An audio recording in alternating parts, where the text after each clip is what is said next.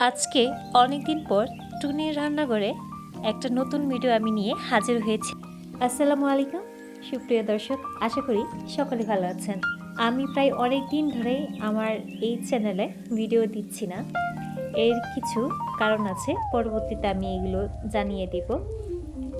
কিন্তু হ্যাঁ, আমার ভিডিও না দেওয়ার কারণে আমার ফ্যামিলি, আমার আত্মীয় স্বজনরা সবাই বলে যে আবারও ভিডিও দাও। আমি সেই জন্যই আবারও ভিডিও বানালাম। আবার কবে দেবো সেটাও ঠিক নেই, কিন্তু হ্যাঁ, ডিসেম্বরের 15 তারিখের পর থেকে আমাদের বাড়িতে প্রায় হই হুল্লা লেগেই আছে। এর জন্য আমি বললাম যে একটা ভিডিও বানাই, সবাই বলছিল।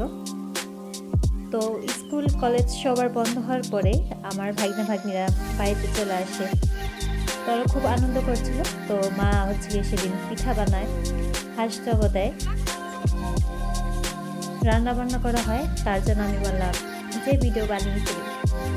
তো আমার বলতে দেরি, মা গিয়া রেডি হইতেও সময় নেয়নি। তো মা এক করে সব কিছু রান্না করছিল আর আমি একটু একটু করে সব কিছুর ভিডিও ক্লিপ নিয়ে নিচ্ছিলাম।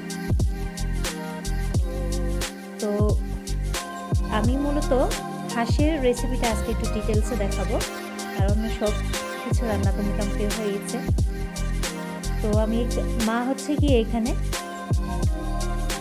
পেঁয়াজ, গরম মশলা আগেই ভেজে নিয়েছিল। আমি একটু বাইরে চলে গিয়েছিলাম, এর জন্য মা চুলা থেকে নামিয়ে রেখেছিল। এরপরে পরিমাণ মতো হলুদ গুঁড়া, মরিচের গুঁড়া, ধনিয়া জিরার গুঁড়া, আদা রসুন বাটা সব কিছু দিয়ে লবণ দিয়ে ভালো করে কষিয়ে নিয়ে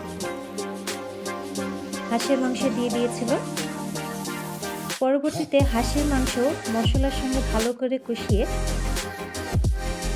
পানি দিয়ে দিয়েছিল। আর রান্না হয়েছিল চিতই পিঠা,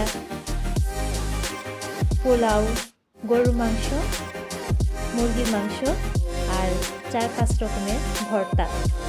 তো হাঁসের মাংস নামানোর আগে কাঁচামরিচ দিয়ে নামিয়ে নিয়েছে। আর এখন গিয়ে খাবারের পালা। খেতে খেতে মারামারি লেগে গিয়েছিল। তো আমরা সেদিন 7টার দিকে রাতে খেতে বসেছিলাম। সবাই মিলে হই হুল্লা করে আনন্দ করে অল্প অল্প করে খাওয়াটাও গিয়ে অনেক আনন্দের। তো আইটেম অনেক কিছুই ছিল, তো সবাই মোটামুটি অল্প অল্প করেই নিয়ে খাচ্ছিল। যেমন আব্বার প্লেটটা দেখলে আপনারা বুঝতে পারবেন, আব্বাকে আমি সব কিছু সাজিয়ে দিয়েছিলাম। তো আব্বা একটু একটু করে নিয়ে সব কিছু দেখাচ্ছিল। আব্বা মূলত ভর্তা খেতে খুব পছন্দ করেন, তো উনি শুরুতে ভর্তা দিয়েই খাচ্ছিল। তারপর হাঁসের ঝোল খায়, কারণ হাঁস খাওয়া তার নিষেধ। আর এই তো আজকে এইখানেই শেষ লুডো খেলা দিয়ে। আশা করি সবাই ভালো থাকবে।